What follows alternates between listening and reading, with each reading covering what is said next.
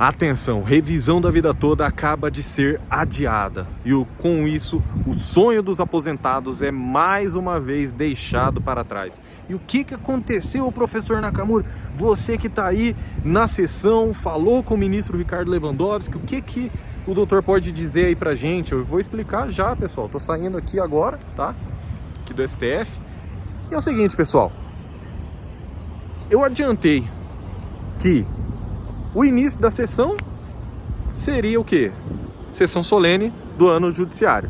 Já não ia ser o julgamento jurídico, né? Aí falei, ó, tá marcado para as 16 horas. Sabe o que aconteceu, pessoal? Eu vou pro carro explicar melhor, porque aqui tá ventando, mas saibam, ó, tô saindo aqui da sessão, né? Conversei também agora com a doutora Gisele, doutor Badari, e eu vou trazer tudo para... Deixa eu ir pro carro aqui melhorar aqui o negócio, que aí já o áudio fica bom e eu consigo organizar melhor as ideias, beleza?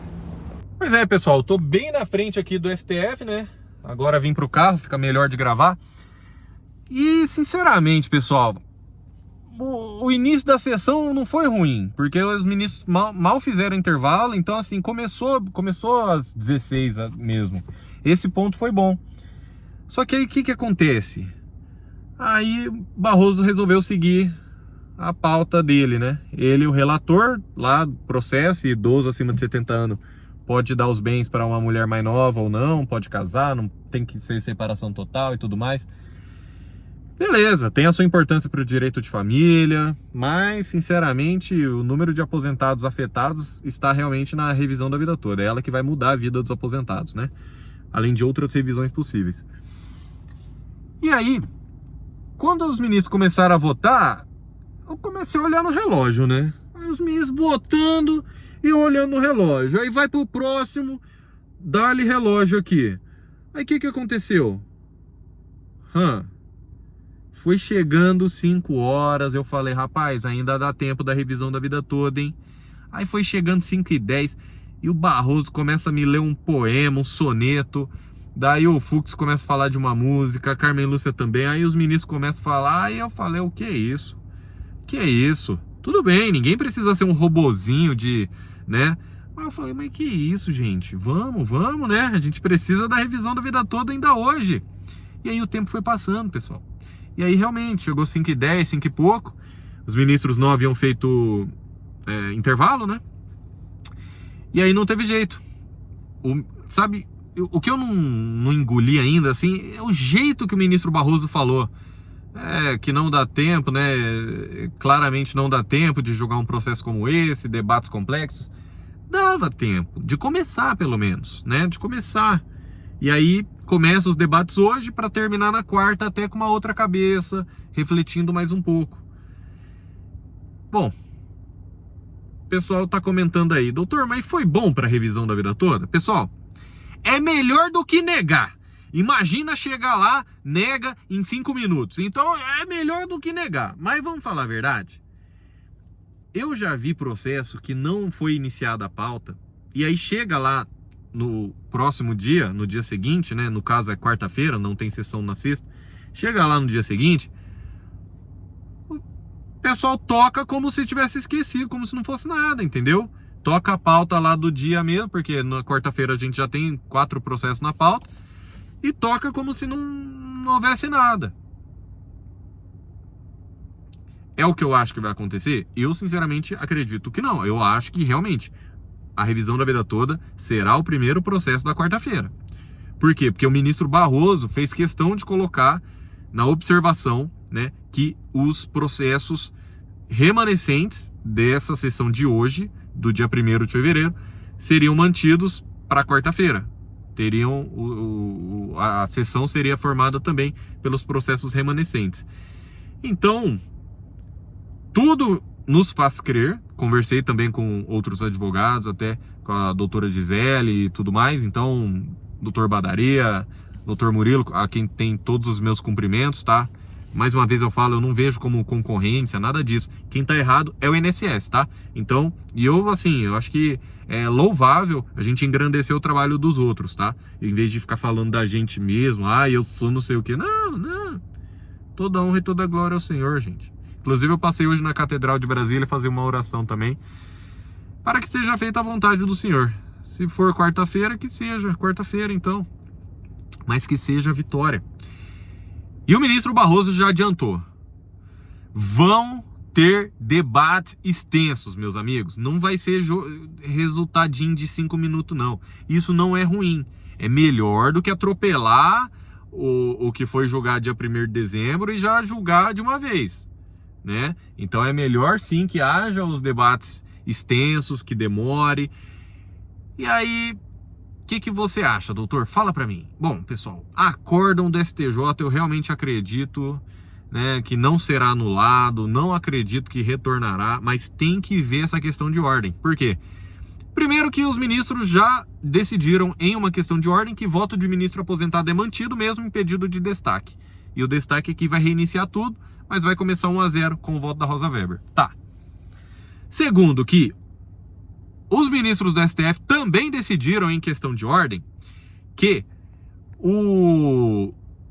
em julgamentos e devido ao Código de Processo Civil também, que os embargos de declaração, eles não servem para suprir omissão em voto vogal. Ou seja, pessoal, eu votei de um jeito, você votou de outro, ele votou de outro, tá.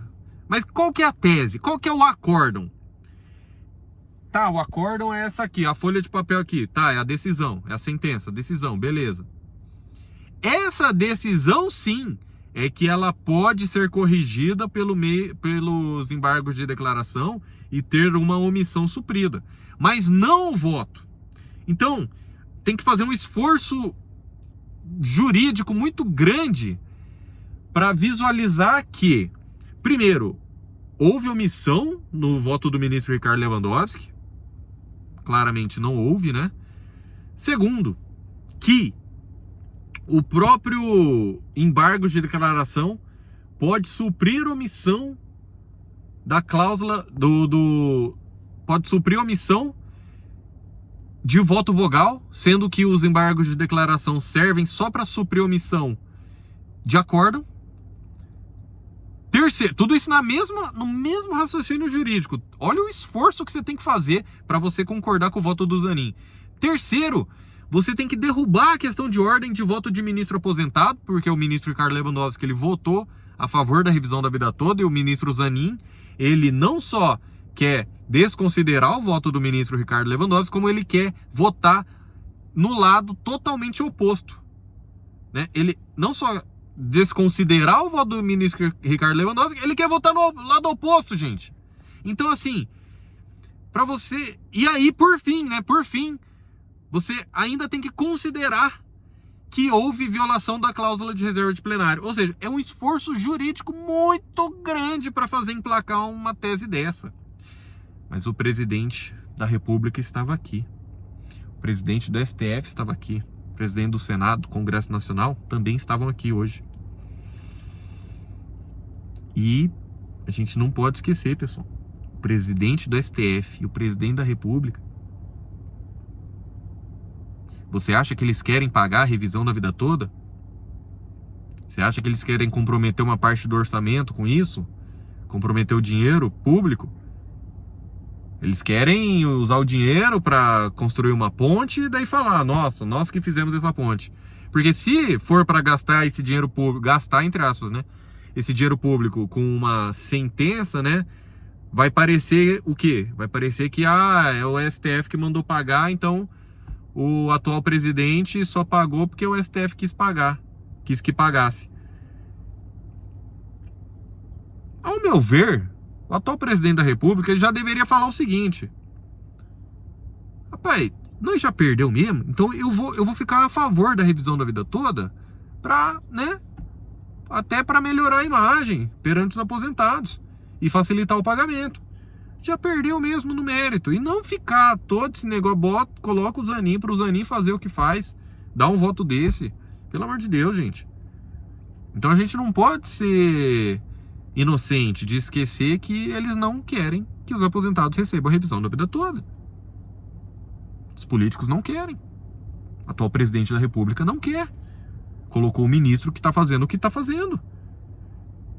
Eu não falo de política aqui, mas entende o contexto do direito constitucional, os poderes independentes e harmônicos, poder executivo, legislativo, judiciário, aqui ó, poder judiciário, poder executivo e o poder legislativo, o prato virado para cima, o prato virado para baixo, a 100 metros um do outro. Será que são tão independentes assim? Para haver essa interferência, indicar o ministro, que aí coloca lá, quer derrubar a decisão a favor dos aposentados. Será que esses poderes são tão independentes, gente? Ao meu ver, deveria ser um julgamento jurídico.